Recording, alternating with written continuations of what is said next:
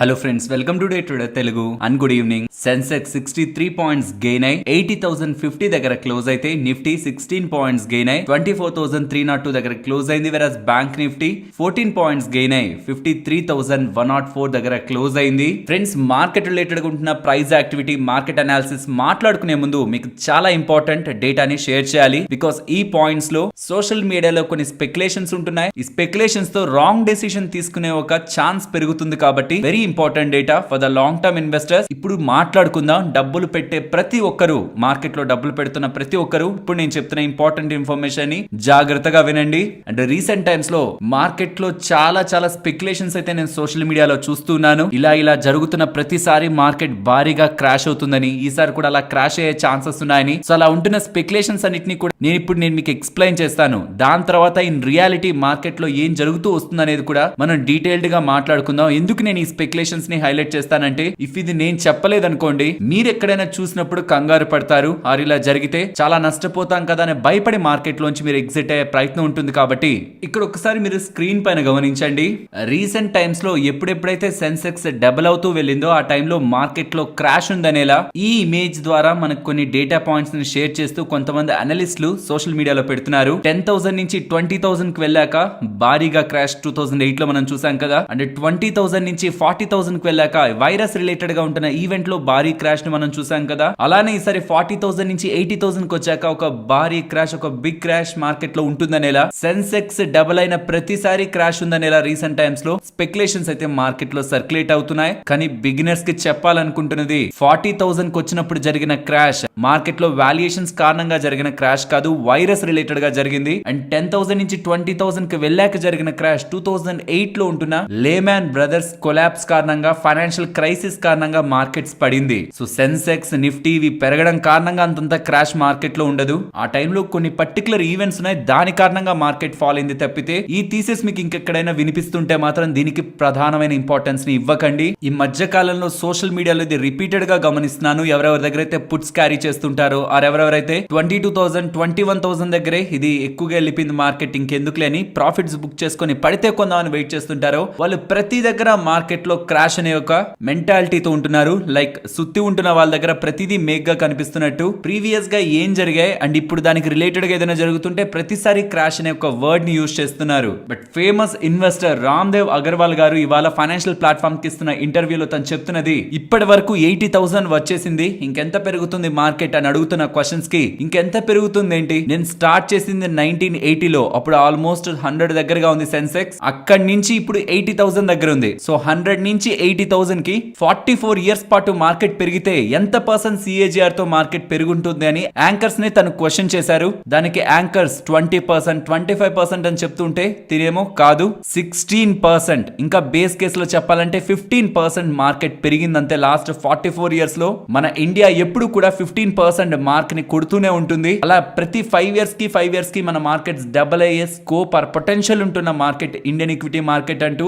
Last 5 years లో అది జరిగింది. అండ్ నెక్స్ట్ 5 ఇయర్స్ లో కూడా జరుగుతుంది. 2029 కంతా ఇప్పుడుంటున్న 80,000 నుంచి ఇంకొక 80,000 పెరుగుతూ టోటల్ గా 1,60,000 కి Sensex mark next 2029 next 5 years లో పెరుగుతుందని ఇలా రామ్దేవ్ అగర్వాల్ గారు తన అభిప్రాయాన్ని అయితే వ్యక్తం చేశారు. అండ్ దీంతో పాటు తను ఒక ఫేమస్ ఇన్వెస్టరే కాదు, మోతీలాల్ ఆస్వాల్ గ్రూప్ చైర్మన్ కూడా. కాబట్టి తను గవర్నమెంట్ నుంచి ఎక్స్పెక్ట్ చేస్తున్నది ఏంటి అని అడిగినప్పుడు, ఒక సపరేట్ క్యాబినెట్ ని క్యాపిటల్ మార్కెట్స్ కోసం పెట్టాలంటున్నారు. ఒక స్టేట్ క్యాబినెట్ మినిస్టర్ ని క్యాపిటల్ మార్కెట్స్ కి అపాయింట్ చేసి తన ఆఫీస్ ని ముంబైలో పెడితే ఏదైనా ఇబ్బందులు ఉంటున్నప్పుడు వాళ్ళ ద్వారా గవర్నమెంట్ కి విన్నవించుకునే అవకాశం క్యాపిటల్ మార్కెట్స్ లో ఉంటున్న పార్టిసిపెంట్స్ కి ఉంటుందని, అన్ని next 4 years Indian capital markets 10 trillion market ని అచీవ్ చేస్తాయని, అండ్ ఈ బడ్జెట్ లో తను పెద్దగా ఏం ఎక్స్పెక్ట్ చేయట్లేదు కానీ 12 లక్షల కంటే ఎక్కువ సంపాదిస్తున్న వాళ్ళ మీదే ఇన్కమ్ ట్యాక్స్ ని వెయ్యాలని, because most of the retailers అందరూ కూడా ఈక్విటీ మార్కెట్స్ పైన ఆసక్తి చూపిస్తున్నారు. కాబట్టి ఏదైనా ఇన్కమ్ మిగులుతున్న అది ఈక్విటీ మార్కెట్స్ ని సపోర్ట్ చేస్తూ స్ట్రెంథన్ చేస్తూ ఉంటుంది. కాబట్టి ట్యాక్స్ రిలేటెడ్ గా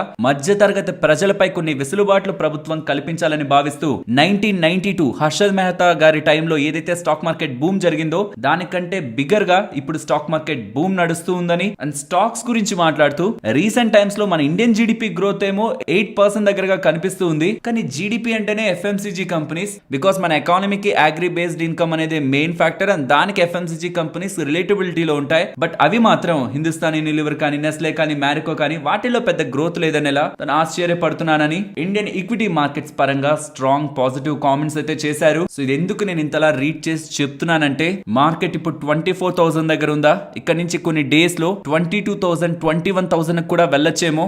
బట్ అది ఫైనల్ కాదు. షార్ట్ టర్మ్ లో మార్కెట్ ఎంత డౌన్ సైడ్ కి వెళ్తుంది అనేది కాదు ఫైనల్. లాంగ్ టర్మ్ లో మార్కెట్ ఎంత పైకి వెళ్తుంది అనేది ఇన్వెస్టర్స్ భావించాలి. అలా జరగాలంటే ఒక ఎకానమీ పరంగా ఒక కంట్రీ పరంగా గ్రోత్ ఉందా లేదా అదొక్కటే మనం చూడాలి. ఉంటే ఏ సెక్టార్స్ లో గ్రోత్ ఉండడానికి పాసిబిలిటీస్ ఉంది ఆ సెక్టార్స్ ని సెలెక్ట్ చేసుకుంటే ఇంకా హైయర్ రిటర్న్స్ ఉంటాయి. లేదు నేను కంట్రీ యావరేజ్ ఎకానమీ రిలేటెడ్ గా ఉంటున్న గ్రోత్ తో నేను ట్రావెల్ అయినా చాలనుకుంటే ఇండెక్స్ రిలేటెడ్ గా గెయిన్స్ మనకి 15% దగ్గరగా సిన్స్ ఫ్రమ్ ద ఇన్సెప్షన్ లభించాయనేలా హిస్టారికల్ డేటాని బట్టి మనం చూడొచ్చు. సో మార్కెట్ లో ఉంటున్న ఏ స్పెక్యులేషన్స్ కూడా మీ ఇన్వెస్ట్మెంట్ డెసిషన్స్ ని ఇంపాక్ట్ చేయడానికి ఈవెన్ పాజిటివ్ గా కూడా ఇంపాక్ట్ చేయకూడదు. నేను ఇలా చెప్తున్నాను కదా అని ఉన్న మొత్తం డబ్బులు మీరు మార్కెట్ లో పెట్టకూడదు. అది ఇంకెవరో చెప్తున్నారు కదా అని ఉన్న మార్కెట్ లో డబ్బుల్ని బయటికి తీయకూడదు. మార్కెట్ పెరుగుతూ ఆల్ టైమ్ హైస్ దగ్గరకు వచ్చిన ప్రతిసారి మీకు నెగిటివ్ స్టేట్మెంట్స్ సోషల్ మీడియాలో కనిపిస్తుంటాయి కాబట్టి వీటి నుంచి మీరు జాగ్రత్తగా ఉండాలి.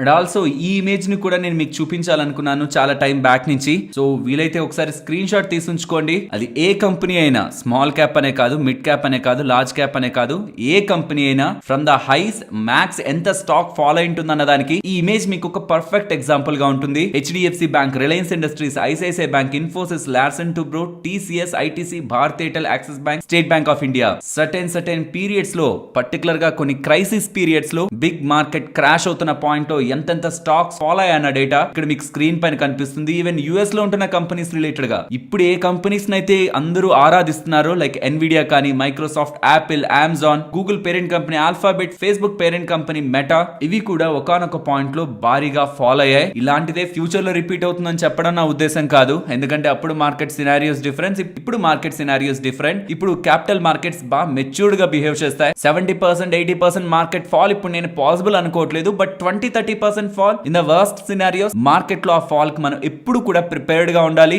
అవి మనం అవాయిడ్ చేయలేం. కానీ గుర్తుంచుకోవాల్సింది ఆ టైంలో ఇలా ఫాల్ అయినప్పుడు 80% అవసరం లేదు. వీటిల్లో హాఫ్ ఫాల్ అయినప్పుడు ఎంటర్ అయిన వాళ్ళు కూడా భారీగా లాభం చెందుంటారు కదా. అంతేకాని ఇలా ఫాల్ అయినప్పుడు భయపడి ఎగ్జిట్ అయిన వాళ్ళకి ఏం వచ్చుండదు కదా. వాళ్ళని ఫ్యూచర్ నుంచి చూసినప్పుడు మనం రాంగ్ జడ్జిమెంట్ చేశారని ఇలా ఇప్పటి నుంచి చూస్తే పాస్ట్ లో మనం చూసి వాళ్ళని అంటాం కదా. కాబట్టి ఇలాంటి డేటాను చూస్తున్నప్పుడు మనం రెండు విషయాల్ని మైండ్ లో ఉంచుకోవాలి. ఒకటి, కంప్లీట్ డబ్బులు మన షార్ట్ టర్మ్ నీడ్స్ కి వీటికి అవసరమవుతున్న డబ్బులు మొత్తం కూడా మార్కెట్ పెరుగుతున్నప్పుడు యూఫోరియాతో మార్కెట్ లోకి వెళ్ళిపోకూడదు. ఆల్సో మార్కెట్ ఏ లాజిక్ లేకుండా ఫాలో అవుతున్నప్పుడు విత్ ఆఫ్ ఎనీ రీజన్ ఆ టైంలో మనం ఏం కొత్త పని చేయాల్సిన అవసరం లేదు. జస్ట్ మార్కెట్ లో ఉంటున్న ఎమోషన్స్ ని మనం నెగ్లెక్ట్ చేస్తే చాలు. పోర్ట్ఫోలియోస్ ఆటోమేటిక్ గా తన పని తను చూసుకుంటూ వెళ్తాయి in the long term. Possible ఇది కూడా ఒక ఇమేజ్ తీసించుకోండి. ఎంతెంత పెద్ద కంపెనీస్ ఏ పాయింట్స్ లో ఎంతెంత పర్సెంట్ ఫాలో అనేది కూడా మనకి తెలియడం ఇంపార్టెంట్. లేదు నేను మార్కెట్ ని టైం చేయగలను, ఇప్పుడు 24,000 దగ్గరకు వచ్చింది, నెక్స్ట్ పడిపోతుంది, తర్వాత పడ్డప్పుడు కొంటాను అంటే ఈ ఎగ్జాంపుల్ ని కూడా చూపించాలనుకుంటున్నాను. కొటాక్ స్మాల్ క్యాప్ ఫండ్ వాళ్ళు ఇక్కడ నుంచి చాలా టైం బ్యాక్ వాళ్ళ స్మాల్ క్యాప్స్ లోకి డబ్బులు రావడాన్ని ఆపారు కదా. ఇక్కడ గమనించండి, సెప్టెంబర్ 12, 2023 కొటాక్ వాళ్ళు small cap and mid cap లోకి వస్తున్న డబ్బులు రిలేటెడ్ గా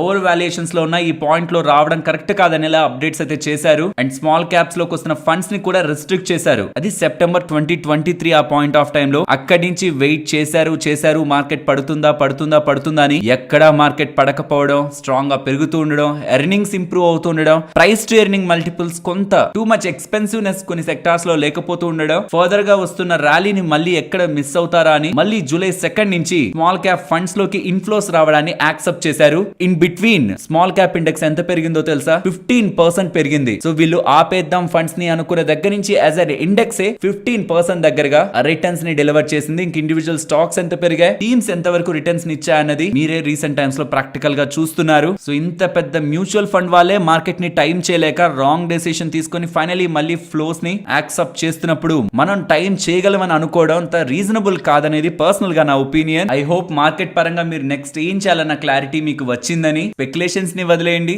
స్టాక్ రిలేటెడ్ ఉంటున్న రూమర్స్ ని పక్కన ఉంచండి. కొన్ని సెక్టార్స్ రిలేటెడ్ గా ఎక్సెసివ్ వాల్యుయేషన్స్ లో వెళ్ళిపోతున్నాయి. ఒకసారి వాల్యుయేషన్స్ ని కూడా మైండ్ లో ఉంచుకోండి. Too much excessive valuation, too much rally ఒక థీమ్ రిలేటెడ్ గా, ఓవరాల్ మార్కెట్ పరంగా కాదు, ఒక థీమ్ రిలేటెడ్ గా వెళ్ళిపోయిందంటే అండర్ వాల్యూడ్ గా ఉంటున్న థీమ్స్ ఏంటి, నెక్స్ట్ పొటెన్షియల్ ఉండే థీమ్స్ ఏంటి అనేది ఫోకస్ చేస్తూ ప్రాపర్ అలొకేషన్స్ ని మీరు మేనేజ్ చేసుకోగలుగుతూ ఉంటే ద బెస్ట్ రిటర్న్స్ ని మీరు మార్కెట్ లో చూడొచ్చు. ఇవాల్టి మార్కెట్ ఒక price activity opening good gap up, in fact అక్కడి నుంచి కూడా ర్యాలీ అవుతూ ఇవాళ కూడా స్ట్రాంగ్ గా ఉందేంటి మార్కెట్ అనే ఒక కండిషన్ నుంచి profit booking, consolidation, second half లో కూడా సెల్ ఆఫ్ అయితే మనం నిఫ్టీ పరంగా చూసాం. నిఫ్టీ ఇవాళ వీక్లీ ఎక్స్పైరీ ఉంది. వెరాస్ బ్యాంక్ నిఫ్టీ పరంగా గ్యాప్ అప్ అక్కడి నుంచి పెరగడం, నెక్స్ట్ వచ్చిన సెల్ ఆఫ్ మాత్రమే, తర్వాత కన్సాలిడేషన్ కాదు, gradual recovery. And recent days లో మార్కెట్ రిలేటెడ్ గా ఉంటున్న సపోర్ట్ అబో బ్యాంక్ నిఫ్టీ క్లోజ్ అవుతూ ఉండడం, స్టిల్ బ్యాంకింగ్ స్పేస్ పరంగా ఫస్ట్ అవర్ లో వచ్చిన వీక్నెస్ మోర్ దెన్ 60% దగ్గరగా ఎండ్ ఆఫ్ ద డే లో రికవర్ అయింది. ఇవాళ మీరు మార్కెట్ ని గమనిస్తే మిడ్ క్యాప్ స్మాల్ క్యాప్స్ ఎలాగో బానే పర్ఫార్మ్ చేశాయి. ఆల్మోస్ట్ 0.6% దగ్గరగా 0.5% దగ్గరగా. వీటితో పాటు సెక్టార్స్ పరంగా pharma, health care and IT stocks market ని లీడ్ చేశాయి.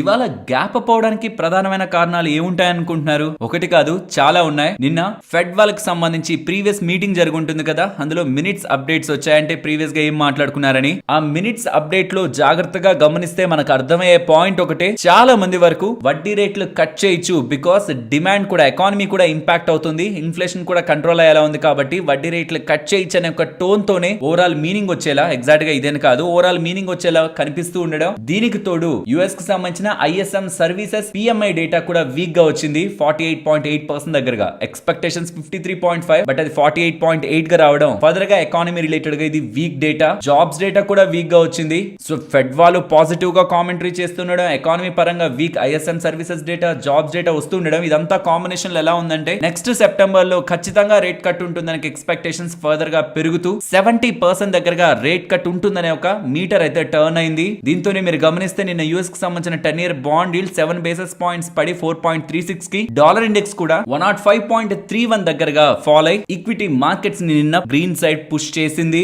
ఆల్సో నిన్న హెచ్డిఎఫ్సి బ్యాంక్ పరంగా డెలివరీ బయింగ్ యాక్టివిటీని గమనించారా? 6,900 crore దగ్గరగా హెచ్డిఎఫ్సి బ్యాంక్ పరంగా డెలివరీ బయింగ్ యాక్టివిటీ జరిగింది. ఎస్, ఇవాళ ప్రాఫిట్ బుకింగ్ జరిగింది, బట్ నిన్న ఏదైతే పెరిగిందో అందులో మెజారిటీ యాక్షన్ ట్రేడింగ్ యాక్టివిటీ కాదు, డెలివరీ బయింగ్ యాక్టివిటీ. అండ్ దాన్ని కోరిలేట్ చేసుకుంటూ నిన్న మీరు గమనిస్తే అనూహ్యంగా రీసెంట్ డేస్ లో లేనట్టు ఎఫ్ఐఎస్ దగ్గర నుంచి 5,484 crore దగ్గరగా బయింగ్ యాక్టివిటీ ఉంది ఓవరాల్ ఈక్విటీ మార్కెట్స్ పరంగా. అందులో ప్రధానంగా హెచ్డిఎఫ్సి రిలేటెడ్ గానే ఉంటుందని నేను ఎక్స్పెక్ట్ చేస్తున్నాను. నెక్స్ట్ రిజల్ట్ సీజన్ అయితే స్టార్ట్ అవబోతుంది. టీసీఎస్ వాళ్ళ నెంబర్స్ 11th July వస్తాయి, హెచ్సిఎల్ వాళ్ళది 12, LTI Mindtree 15, 18 Infosys, also Persistent Systems, 19th Wipro, 22 Coforge and 25 Tech Mahindra. ఈ నెంబర్స్ నేను ఎందుకు చెప్తున్నానంటే ఇతర సెక్టార్స్ రిలేటెడ్ గా మార్కెట్ లో కీ ఎక్స్పెక్టేషన్స్ పెద్దగా ఏం లేవు, కానీ ఐటీ స్టాక్స్ పరంగా మాత్రం ఈసారి బెటర్మెంట్ ఉంటుందని ఎక్స్పెక్టేషన్స్ ఉన్నాయి. సో ఫస్ట్ రాబోతున్న TCS numbers 11th July overall trend IT sector related గా ట్రెండ్ ని డిసైడ్ చేస్తాయి. And believe me, last 1 month లో ఐటీ సెక్టర్ ఓన్లీ ఇండెక్స్ లెవెల్లో 17% పెరిగింది. As an index 17% last 1 month లో పెరిగింది. అండ్ లాస్ట్ 1 week లో ఇవాళతో కలిపి చూసిన 4% అబో దగ్గరగా ఐటీ ఇండెక్స్ పెరిగింది. సో ఆల్రెడీ పాజిటివిటీ అంతా ఇంక్లూడ్ అయింది. బట్ దీన్ని కూడా బీట్ చేస్తూ ఇంకా స్ట్రాంగ్ పాజిటివ్ గా ఐటీ నెంబర్స్ ఉంటాయా, లేదు ఇన్ లైన్ గా ఉంటూ ఇదే కంటిన్యూటీ అవుతుందా, లేదు డిసప్పాయింట్ చేస్తే again IT sector down trend లోకి వెళ్తుందా అన్నది టీసీఎస్ అండ్ నెక్స్ట్ రాబోతున్న ఈ ఐటీ కంపెనీస్ డిసైడ్ చేస్తాయి. కాబట్టి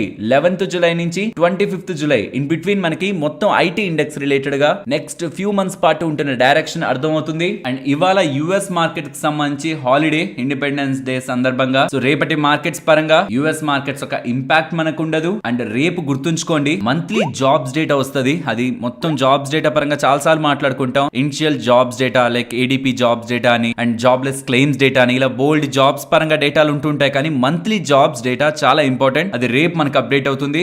coming to FIIs, cash market గురించి ఇందాకే మాట్లాడుకున్నాం. వెరస్ ఎఫ్ఐఎస్ రిలేటెడ్ గా ఇండెక్స్ లెవెల్లో స్ట్రాంగ్ యాక్టివిటీ ఫ్యూచర్స్ పరంగా హోల్డింగ్ లో కనిపిస్తుంది. ఆల్మోస్ట్ 3.8 lakh దగ్గరగా కాంట్రాక్ట్స్ ని వాళ్ళు ఇండెక్స్ లెవెల్లో మెయింటైన్ చేస్తున్నారు విత్ 84% నెట్ లాంగ్స్. ఇక్కడ షార్ట్ కవరింగ్ కి పాసిబిలిటీ లేదు, బట్ అగైన్ నిన్నటి వీడియోలో కూడా చెప్పాను, ఇంత లాంగ్స్ ఉన్నాయంటే నెక్స్ట్ అవి అన్వైండ్ అయ్యే ప్రయత్నంలో పడాలనే రూల్ లేదు, కన్సాలిడేట్ కూడా అవ్వచ్చు. నిఫ్టీ ఒక 500 points, బ్యాంక్ నిఫ్టీ 1000 points లో కూడా కన్సాలిడేట్ అవుతూ ఈ మొత్తం లాంగ్స్ కూడా కంప్లీట్ గా షార్ట్స్ లాక్ కూడా కన్సాలిడేషన్ లో మారుతూ ఉంటాయి. నేను గతంలో చాలా సార్లు గమనించాను. కాబట్టి ఇంత లాంగ్స్ ఎస్ మనం స్ట్రాంగ్ పాజిటివ్ గా అయితే చూడలేం, ఇంత లాంగ్స్ ఆల్రెడీ బిల్డ్ అవడం, అట్లా స్ట్రాంగ్ నెగిటివ్ గా కూడా చూడలేం without any proper confirmation. Even ఇవాళ కూడా వస్తున్న సెల్ ఆఫ్ ఫాలో అప్ అవ్వలేదు, కాబట్టి సెకండ్ హాఫ్ లో ప్రాపర్ కన్ఫర్మేషన్ రానంత వరకు పర్సనలీ నేనైతే మార్కెట్ రిలేటెడ్ గా ఈ ఫ్యాక్టర్ తో నేను నెగిటివ్ గా ఉంటుందనేలా యాక్సెప్ట్ చేయలేను. And as I said before, ఇక్కడ నుంచి ఫర్దర్ గా మార్కెట్ డౌన్ సైడ్ కి వస్తూ ఫస్ట్ 23,950 బిలో క్లోజ్ అవడమే మార్కెట్ పరంగా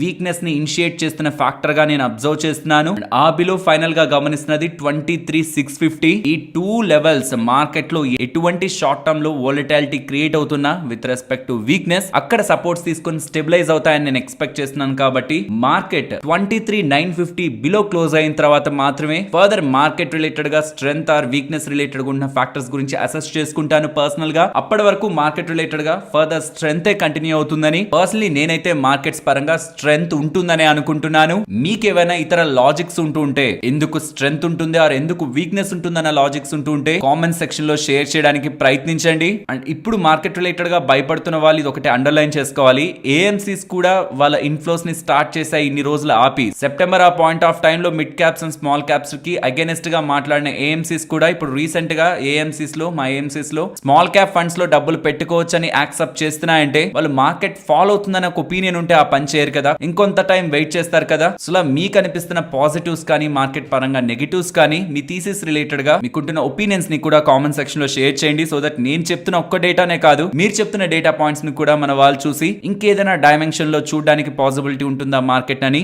అసెస్మెంట్ చేసుకుంటారు. ఫ్రెండ్స్, ఇలా మార్కెట్ లో ఉంటున్న ఎంటైర్ డేటాను అనాలిసిస్ చేస్తూ వీడియోని ఇలా మీ ముందుకు తీసుకొని రావడానికి మేము పెడుతున్న ఎఫర్ట్స్ మీకు వాల్యుబుల్ గా అనిపిస్తూ ఉంటే మన వీడియోని తప్పకుండా లైక్ చేయండి.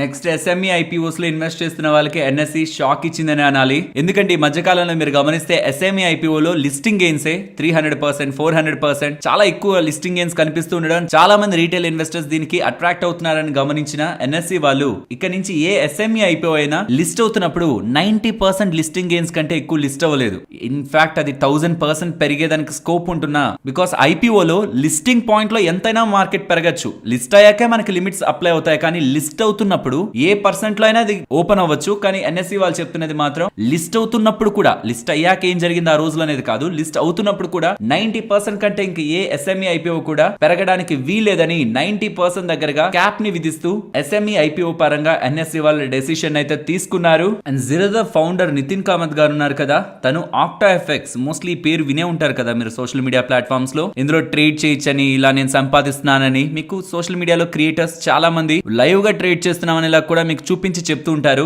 ఇన్ఫాక్ట్ ఇలా ప్రమోట్ చేస్తున్న ఒక ఫేమస్ యాక్టర్ ని కూడా ఎన్ఫోర్స్మెంట్ డైరెక్టరేట్ వాళ్ళు ఇన్వెస్టిగేషన్ చేస్తున్నారని, తన పైన కూడా ఇన్వెస్టిగేషన్ జరుగుతుందని. అండ్ ఈ ఆక్టా ఎఫెక్ట్స్ కానీ ఆర్ ఇతర ఇలాంటి రిలేటెడ్ గా ఉంటున్న ప్లాట్ఫామ్స్ ని కానీ సోషల్ మీడియాలో రిఫరల్ బేస్డ్ ఇన్సెంటివ్స్ మీద సోషల్ నెట్వర్క్ లో ఉంటున్న ఇన్ఫ్లుయెన్సర్స్ వీటిని ప్రమోట్ చేసి ఈ కంపెనీస్ కి యూజర్స్ ని ఇస్తూ ఉన్నారని, కానీ ఇవి ఆర్బీఐ అండర్ లో రిజిస్టర్డ్ అయినవి కాదు కాబట్టి ఇందులో చేస్తున్న యాక్టివిటీ ఇల్లీగల్ కిందకి వెళ్తుంది. ఈవెన్ మనీ లాండరింగ్ అండర్ లో కూడా సెక్షన్స్ ఇక్కడ అప్లై అవుతున్నాయనేలా ఎన్ఫోర్స్మెంట్ డైరెక్టరేట్ వాళ్ళు, ముంబైకి సంబంధించిన జోనల్ ఆఫీస్ వాళ్ళు సర్చ్ ఆపరేషన్స్ చేసి కొంతమంది యాక్టర్స్ రిలేటెడ్ గా కేసుల్ని పెట్టడం జరిగిందనేలా అప్డేట్స్ అయితే కనిపిస్తూ ఉన్నాయి. ఇది మన ఛానల్లో చెప్పడానికి ప్రధానమైన కారణం, సోషల్ మీడియాలో మీకు ఎక్కడైనా సరే ఇందులో మీరు ఎటువంటి చార్జెస్ పే చేయాల్సిన నీడ్ లేదు.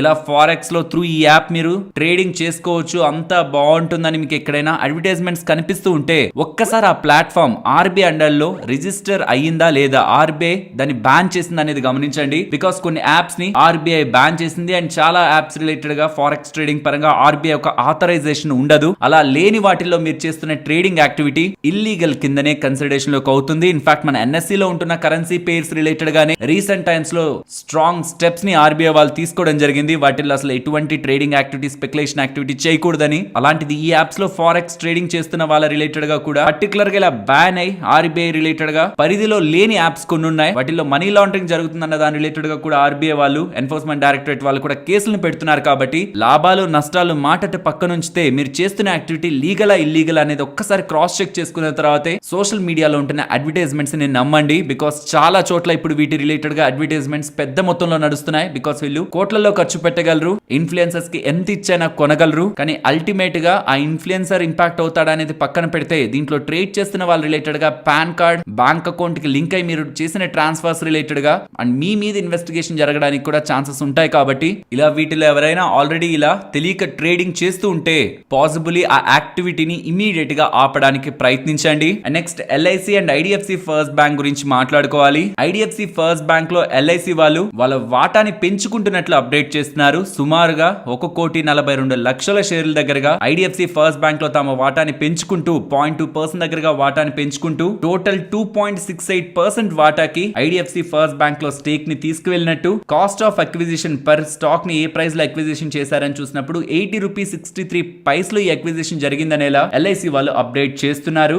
ఐడిఎఫ్సి ఫస్ట్ బ్యాంక్ పరంగా ఇది ఇలా అక్విజిషన్ చేస్తున్నారని ఎల్ఐసి నుంచి న్యూస్ రావడం అనేది గుడ్ అప్డేట్ అనే చూడాలి. నెక్స్ట్ ఐఏఎఫ్ఎల్ సెక్యూరిటీస్ వాళ్ళు కెమికల్ స్టాక్స్ రిలేటెడ్ గా ఒక ఇంట్రెస్టింగ్ సినారియోని అప్డేట్ చేస్తున్నారు. ఈ డేటా కొంత వాల్యుబుల్ గానే ఉంది, జాగ్రత్తగా గమనించండి. రీసెంట్ టైమ్స్ లో ట్రాన్సిట్ కాస్ట్లు పెరుగుతున్నాయి కదా due to shipping issues, red sea పరంగా ఉంటున్న క్రైసిస్ పరంగా కానివ్వండి, అక్కడి నుంచి కాకపోతే వేరే ప్లేస్ నుంచి వెళ్ళడానికి షిప్పింగ్ కాస్ట్లు ఎక్కువ అవుతుండడం, ఎక్స్పోర్ట్స్ చేస్తున్న కెమికల్స్ పరంగా వేరే దేశాల నుంచి వస్తున్న కెమికల్స్ పరంగా ప్రైస్ ఇన్ఫ్లేషనరీ ప్రైజులు పెరుగుతున్నాయి కదా, దాని కారణంగా డొమెస్టిక్ గా కెమికల్స్ తయారు చేస్తున్న కంపెనీస్ కి ఎడ్జ్ ఉంటుందని అలా కొన్ని కెమికల్ స్టాక్స్ పేర్లు చెప్తున్నారు. ఎగ్జాంపుల్ చెప్తూ పీవీసీ స్ప్రెడ్స్ కానీ ఒకవేళ 10% పెరిగితే కెంప్లాస్ట్, సన్మార్ వాళ్ళ ఎర్నింగ్స్ 23% ఇంప్రూవ్ అవుతాయంటున్నారు. యూజువల్ గా మనకి ఏ కెమికల్ ఎంత పెరిగితే ఆ కెమికల్ స్టాక్ ఎంత వరకు వాళ్ళ ఎర్నింగ్స్ పెంచుకుంటుంది అన్నది కొంత డీప్ డౌన్ మనం స్టడీ చేసి తెలుసుకోవాలి. బట్ ఇది చాలా ఈజీగా వాళ్ళు చెప్తున్న డేటా కాబట్టి ఈ స్టాక్స్ రిలేటెడ్ అనాలిసిస్ చేస్తున్న వాళ్ళకి ఈ కెమికల్ తో ఎంత అటాచ్మెంట్ ఉంటుంది ఫర్దర్ ఎర్నింగ్స్ కానీ ఈజీగా అర్థమైపోతుంది కాబట్టి ఇది ఇంపార్టెంట్ డేటా అన్నాను. పీవీసీ స్ప్రెడ్స్ 10% పెరుగుతుంటే కెంప్లాస్ట్, సన్మార్ ఎర్నింగ్స్ 23% ఇంప్రూవ్ అవుతాయని, అమోనియా ప్రైజెస్ కానీ 10% పెరిగితే దీపక్ ఫర్టిలైజర్స్ ఎర్నింగ్స్ 18% ఇంప్రూవ్ అవుతాయని, వెరాస్ బ్రోమిన్ ఆర్కెన్ కెమికల్స్ రిలేటెడ్ గా ఇది మెయిన్ ప్రొడక్ట్, ఇది 10% పెరిగితే ఆర్కెన్ కెమికల్స్ రిలేటెడ్ గా ఎర్నింగ్స్ 9% పెరుగుతాయని, అలాగే ఫినాల్ ప్రైజెస్ 10% పెరిగితే దీపక్ నైట్రేట్ యొక్క ఎర్నింగ్స్ 10% ఇంప్రూవ్ అవుతాయని. ఇలా రీసెంట్ టైమ్స్ లో గ్లోబల్ గా జరుగుతున్న సినారియోస్ తో డొమెస్టిక్ గా ఇవి తయారు చేస్తున్న కంపెనీస్ కి బెనిఫిట్ ఉంటుందనేలా ఐఐఎఫ్ఎల్ సెక్యూరిటీస్ వాళ్ళైతే భావిస్తున్నారు. సో ఈ పర్టికులర్ స్టాక్స్ రిలేటెడ్ గా స్టడీ చేస్తున్న వాళ్ళు ఈ కెమికల్ ప్రైజెస్ ఎంతెంత మారుతున్నాయనే దాన్ని బట్టి నెక్స్ట్ వీళ్ళ ఎర్నింగ్స్ అప్కమింగ్ టైమ్స్ లో ఎలా రిపోర్ట్ చేస్తారనేది కూడా ఎస్టిమేట్ చేయొచ్చు. యూజువల్ గా చాలా సార్లు అడుగుతూ ఉంటారు కామెంట్ సెక్షన్ లో, ఎలా ఎస్టిమేట్ చేస్తుంటారు, రెవెన్యూస్ ఇలా ఉంటాయి, ప్రాఫిటబిలిటీ ఇలా ఉంటుంది, మార్జిన్స్ ఇలా ఉంటాయని. వాళ్ళ బిజినెస్ రిలేటెడ్ గా ఉంటున్న ప్రొడక్ట్ ఒక ప్రైజెస్ ఆర్ ఆ ప్రొడక్ట్ ఒక demand due to channel checks. Most of the investment banks కానీ బ్రోకింగ్ కంపెనీస్ కానీ ఛానల్ చెక్స్ చేస్తూ ఉంటారు. ఆ పర్టికులర్ సెక్టార్స్ లో ఎలాంటి బిజినెస్ ఉందని వాళ్ళ ఛానల్ చెక్స్ లో వాళ్ళకు ఉంటున్న ప్రైమరీ డేటాను బట్టి యూజువల్ గా పాలిటిక్స్ లో కూడా ఈసారి వీళ్ళు గెలుస్తారు, ఈసారి వీళ్ళకి ఇన్ని సీట్లు వస్తాయని అలా ఎస్టిమేట్స్ చేస్తారు కదా, చిన్న శాంపుల్ సర్వే చేసి. అలా వాళ్ళ రిలేటెడ్ గా ఉంటున్న ఛానల్స్ ద్వారా వాళ్ళు చేస్తున్న స్టడీస్ లో ఇండస్ట్రీ ఎంత గ్రో అవుతుంది, ఆ ఇండస్ట్రీలో మార్కెట్ షేర్ ఎవరెవరికి ఎంత ఉంది, అందులో ఆ ప్లేయర్స్ రిలేటెడ్ గా ఉన్న ప్రొడక్ట్స్, వాటి రిలేటెడ్ గా ఉన్న మార్జిన్స్ తో వాటి యొక్క నెంబర్స్ ని కూడా అనలిస్టులు ఎస్టిమేట్ చేస్తూ ఉంటారు. సో కెమికల్ స్టాక్స్ లో స్టడీ చేసిన వాళ్ళకి ఈ డేటా కొంత వాల్యుబుల్. ఫ్రెండ్స్, ఇలా న్యూస్ అప్డేట్స్ ని అనాలిసిస్ చేస్తూ మీ ముందుకి కంటెంట్ తీసుకురావడానికి మేం పెడుతున్న ఎఫర్ట్స్ మీకు వాల్యుబుల్ గా అనిపిస్తూ ఉంటే మన వీడియోని తప్పకుండా లైక్ చేయండి. నెక్స్ట్ ఈ అప్డేట్ గుర్తుంచుకోండి, మార్కెట్ క్లోజ్ అయ్యకొస్తున్న అప్డేట్. దీని రిలేటెడ్ గా రియాక్షన్ మనకి రేపటి మార్కెట్ లో ఉంటుంది. రైల్టెల్ వాళ్ళు చెప్తున్నది వీళ్ళు 24 crores విలువ చేసే ఆర్డర్ వెబెల్ టెక్నాలజీ లిమిటెడ్ దగ్గర నుంచి వీళ్ళు అందుకున్నారని, అనేది నెక్స్ట్ 2.5 months లో వీళ్ళు కంప్లీట్ చేస్తారనేలా రైల్టెల్ వాళ్ళు అప్డేట్ చేస్తున్నారు. అండ్ సేమ్ ఆర్వీఎన్ఎల్ వాళ్ళ దగ్గర నుంచి కూడా మార్కెట్ క్లోజ్ అయ్యాక ఇంకొక అప్డేట్ వస్తుంది.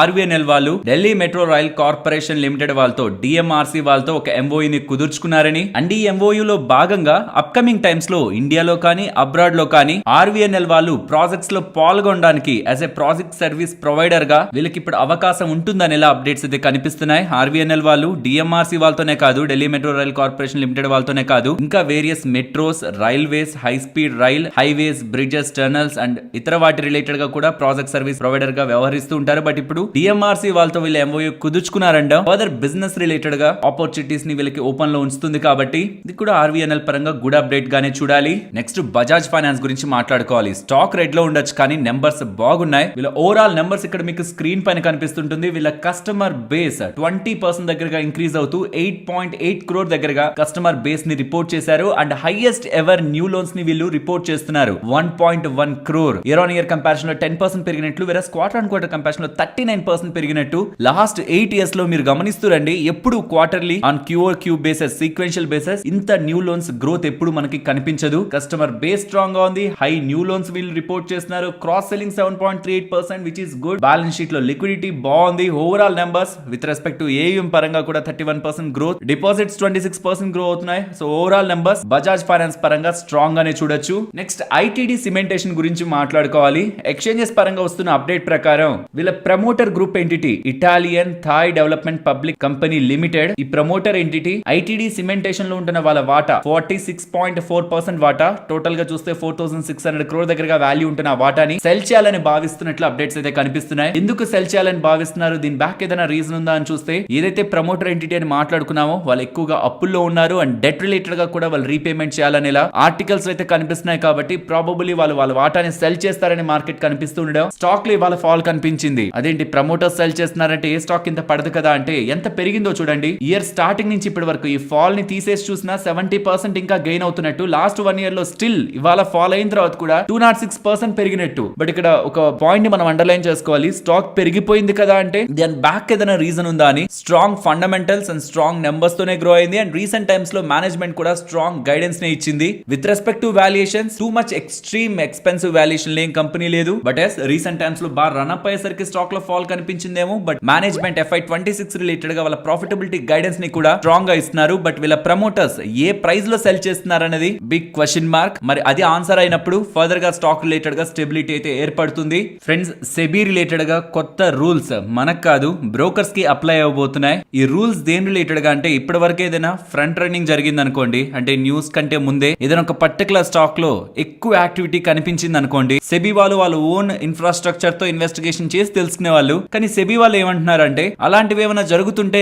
బ్రోకర్స్ గా మీరు మాకు ఇన్ఫర్మేషన్ ఎందుకు ఇవ్వట్లేదు? ఎందుకంటే త్రూ బ్రోకింగ్ యాప్సే కదా చేస్తూ ఉంటారు mostly. Not only front running, price manipulation కానీ, పంప్ అండ్ డంప్ స్కీమ్స్ కానీ, ఇన్సైడర్ ట్రేడింగ్ కానీ, మిస్ సెల్లింగ్ కానీ అండ్ అన్ఆథరైజ్డ్ ట్రేడింగ్ కానీ అండ్ మ్యూల్ అకౌంట్స్ ని యూజ్ చేసి ఫ్రాడ్స్ ఎవరైతే చేస్తుంటారో బోత్ ట్రేడింగ్ పరంగా ఇన్వెస్ట్మెంట్ పరంగా డీటెయిల్స్ ని మీరు మాకు అందించాలని, అది మీకు తెలిసిన విత్ ఇన్ 48 అవర్స్ లోపు అందించాలని సెబీ వాళ్ళైతే కొత్త నామ్స్ ని బ్రోకర్స్ కి అయితే తీసుకొస్తున్నారు. మరి అన్ని బ్రోకర్స్ కి ఇది వర్తిస్తుందా అంటే 50,000 కంటే ఎక్కువ మంది క్లయింట్స్ ఉంటున్న బ్రోకర్స్ కి January 1st, 2025 నుంచి ఇది వర్తిస్తుంది. వెరాస్ 50,000 కంటే తక్కువ, 2,000 కంటే ఎక్కువ ఉంటున్న వాళ్ళకి April 1st, 2025 నుంచి అండ్ మిగిలిన వాళ్ళకి April 1st, 2026 నుంచి ఈ నామ్స్ అయితే అప్లై అవుతాయి. ఇన్ సింపుల్ టర్మ్స్, ఎవరు ఏ తప్పు చేస్తున్నా సెబీ వాళ్ళకి ఇమీడియట్ గా రిపోర్ట్ అయ్యేలా బ్రోకర్సే వాళ్ళ మెకానిజమ్స్ ని స్ట్రెంథెన్ చేసుకోవాలని సెబీ వాళ్ళు చెప్తున్నట్టు.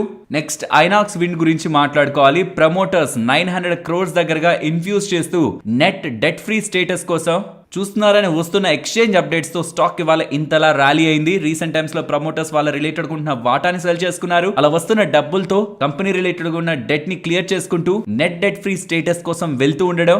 దీని కారణంగా ఆన్ గోయింగ్ ఫైనాన్షియల్ ఇయర్స్ లో 175 నుంచి 200 crores దగ్గరగా ఫైనాన్స్ కాస్ట్ ని వీళ్ళు సేవ్ చేసుకుంటూ further mergers and acquisitions related గా ఐనాక్స్ విండ్ ఫోకస్ చేస్తుంది, బిజినెస్ మీద ఫోకస్ చేస్తుంది, డెట్ ని క్లియర్ చేసుకుంటూ అనేలా CEO దగ్గర నుంచి ఫ్రమ్ మిస్టర్ కైలాష్ గారి దగ్గర నుంచి స్టేట్మెంట్స్ వినిపిస్తుండేసరికి ఫర్దర్ బిజినెస్ రిలేటెడ్ గా ప్రమోటర్స్ ఫుల్లీ ఫోకస్డ్ గా ఉన్నారు. డెట్ క్లియరెన్స్ తో స్ట్రెంథెన్ చేయాలనుకుంటున్నారనేలా మార్కెట్ ఎక్స్పెక్ట్ చేస్తూ ఆఫ్టర్ ఈ అప్డేట్ స్టాక్ ఇవాళ ర్యాలీ అయింది. ఫ్రెండ్స్, ఎలాన్ మస్క్ గారు ఏప్రిల్లో 2024 ఏప్రిల్లో ఇండియాకి వచ్చి భారీగా ఇన్వెస్ట్మెంట్స్ చేయబోతున్నారనేలా ఆల్మోస్ట్ $497 million ఇన్వెస్ట్మెంట్ ఇండియాకి రాబోతుందనేలా త్రూ ఈవీ ప్రొడక్షన్ లోకల్ గా చేస్తారని అండ్ ఒక్కొక్క రాష్ట్రం వాళ్ళు కూడా ఈ టెస్లా వాళ్ళని ఇన్వైట్ చేస్తున్నట్టు కూడా మనకు సోషల్ మీడియాలో అప్డేట్స్ అయితే కనిపించాయి. బట్ వస్తున్న అప్డేట్స్ ప్రకారం ఎలాన్ మస్క్ గారు ఇక కమింగ్ మంత్స్ లో దగ్గరలో కూడా ఎప్పుడు ఇండియాకి రావడానికి ప్లాన్ చేస్తున్నట్లయితే లేరని, దీనికి ప్రధానమైన కారణం చైనా నుంచి స్ట్రాంగ్ ఈవీ కాంపిటీషన్ వస్తుంది. యాక్చువల్లీ BYD దగ్గర నుంచి ఇతర ఈవీ కార్ మేకర్స్ కూడా చాలా మంది చైనా రిలేటెడ్ గా టఫ్ కాంపిటీషన్ వెస్టర్న్ వరల్డ్ కి ఇస్తూ ఉండడం, వాళ్ళ నుంచి వస్తున్న కాంపిటీషన్ నుంచి ప్రొటెక్ట్ చేసుకుంటూ రీసెంట్ గా సైబర్ ట్రక్స్ రిలేటెడ్ గా కూడా న్యూ మోడల్స్ ని వీళ్ళు రిలీజ్ చేస్తున్నారు. కాబట్టి వాటిల్లో తను బిజీగా ఉండి ఇండియా రిలేటెడ్ గా ఉంటున్న తన ప్లాన్స్ ని కొంత టైం పాస్ చేస్తున్నారనేలా దీని రిలేటెడ్ గా ఐడియా ఉంటున్న వాళ్ళు ఎన్టీవీ ప్రాఫిట్ వాళ్ళకి అండ్ ఇతర ఫైనాన్షియల్ ఛానల్స్ కూడా అప్డేట్ చేస్తున్నట్టు మల్టిపుల్ ఫైనాన్షియల్ ప్లాట్ఫామ్స్ లో డేటా అయితే కనిపిస్తుంది. సో తను ఇండియాకి వస్తారు, దాని ద్వారా ఇండియా రిలేటెడ్ గా ఉంటున్న ఈవీ ఎకో సిస్టమ్ మొత్తం కూడా గ్రేట్ వేలో రన్ అవుతుందన్న ఏదైతే థీసిస్ రన్ అయిందో సర్టైన్ మంత్స్ బ్యాక్ వరకు, ఆ థీసిస్ రిలేటెడ్ గా కొంత పాస్ పడుతున్నట్లు కనిపిస్తుంది. But Indian domestic consumption still strong గానే ఉంది. With or without Tesla electric vehicle cars grow అవుతున్నాయి అండ్ 2-wheelers రిలేటెడ్ గా కూడా strong demand outside the market కనిపిస్తూ ఉంది. నెక్స్ట్ అన్ని ఇన్సూరెన్స్ కంపెనీస్ పరంగా ఒక బిగ్ పాజిటివ్ అప్డేట్ అయితే కనిపిస్తుంది. ఈ మధ్య కాలంలో LIC దగ్గర నుంచి HDFC లైఫ్ అని మోస్ట్ ఆఫ్ ద ఇన్సూరెన్స్ కంపెనీల పేర్లతో GST నోటీసులు కట్టాలి, డిమాండ్ నోటీసులు వచ్చాయనేలా మీరు అప్డేట్స్ అయితే చూసుంటారు కదా. ఓవరాల్ గా 100 DGGI నోటీసులు which is worth of 20,000 crore లెక్కగా చూస్తే 20,000 కోట్లు యాక్చువల్లీ ఇన్సూరెన్స్ కంపెనీస్ కట్టుండాలి GST కి. బట్ ఆ అన్ని GST నోటీసుల్ని కూడా ఈ రీసెంట్ గా జరిగిన 53rd GST కౌన్సిల్ మీటింగ్ లో క్లారిఫికేషన్స్ ఇస్తూ ఉండడం, ఇప్పటి వరకు సర్వ్ చేసిన అన్ని నోటీసుల్ని కూడా ఇన్వాలిడ్ గా కన్సిడరేషన్ లోకి తీసుకుంటూ ఇక ఇన్సూరెన్స్ కంపెనీస్ డబ్బులు కట్టాల్సిన అవసరం లేదని, ఒకవేళ ఆల్రెడీ ఈ నోటీసులకు డబ్బులు కట్టుంటే ఇది రీఫండ్ గా వాళ్ళు క్లెయిమ్ చేసుకోవచ్చు అనేలా అప్డేట్స్ అయితే సోర్సెస్ నుంచి వస్తున్నట్లు కనిపిస్తూ ఉన్నాయి. ఇది ఇంకా అఫీషియల్ అప్డేట్స్ కాదు, బట్ మోస్ట్లీ అప్డేట్స్ ని మార్కెట్ నిజమనైతే నమ్ముతూ ఉంది. ఇఫ్ ఇది నిజం అవుతుంటే మాత్రం అన్ని ఇన్సూరెన్స్ కంపెనీస్ కూడా ఎవరెవరికైతే నోటీసులు వచ్చాయో LIC, HDFC లైఫ్, ఈవెన్ ఇతర life insurance company most of the వాటికి వచ్చాయి నోటీసులు. నెక్స్ట్ ఇది అఫీషియల్ గా కన్ఫర్మేషన్ వస్తూ ఉంటే వాటికి వచ్చిన నోటీసులకి ఎటువంటి వాల్యూ ఉండదు. కట్టిన డబ్బులు మళ్ళీ తిరిగి వస్తుంది, ఆర్ కట్టాలనుకున్న డబ్బులు కూడా కట్టాల్సిన అవసరం ఉండదు. కాబట్టి అది మార్కెట్ ముందుగా అనుకొని భయపడినట్లు వీళ్ళ ప్రాఫిటబిలిటీని ఇంపాక్ట్ చేయదు. నెక్స్ట్ నిఫ్టీ అలాగే bank Nifty support and resistance present ఉన్న లెవెల్స్ నుంచి ఈ జోన్ కానీ బ్రేక్అవుట్ అయితే down side 24 to 20 below 24,160 and ఇక్కడ నుంచి top side 24,330 above 24,420. Coming to bank Nifty present ఉంటున్న ఈ జోన్ ఫర్దర్ గా బ్రేక్ అవుతుంటే ఈసారి 52,560 ఇంపార్టెంట్ సపోర్ట్ కనిపిస్తుంది. అది బ్రేక్ అయితే 52,170. ఇక్కడ నుంచి టాప్ సైడ్ కి వస్తే 53,370 immediate important resistance and above 53,770. And coming to market range down side 23,800 and up side 24,500. ఈ 700 పాయింట్ రేంజ్ నిఫ్టీ రేంజ్ గా గమనిస్తూ ఉన్నాను. మరొక ఇంట్రెస్టింగ్ వీడియోతో మళ్ళీ మీ ముందుకు వస్తాను. అంతవరకు టేక్ కేర్. జై హింద్.